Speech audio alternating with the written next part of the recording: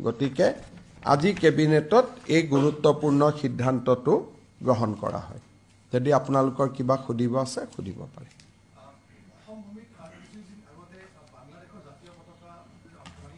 হয় শ্ৰীভূমি জিলাত কংগ্ৰেছ দলৰ এখন বৈঠকত বাংলাদেশৰ জাতীয় সংগীত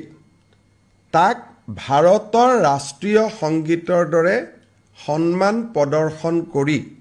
পৰিবেশন কৰা হয় বাংলাদেশৰ জাতীয় সংগীত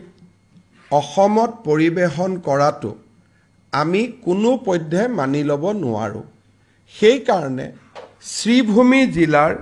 কংগ্ৰেছ সদস্যসকলৰ ওপৰত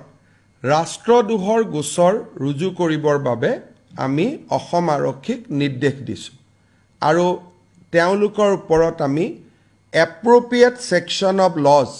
আমি এফআইআৰ ৰেজিষ্টাৰ কৰিম আৰু তেওঁলোকক পুলিচে আইনৰ প্ৰভিজন অনুসৰি তেওঁলোকক গ্ৰেপ্তাৰো কৰিব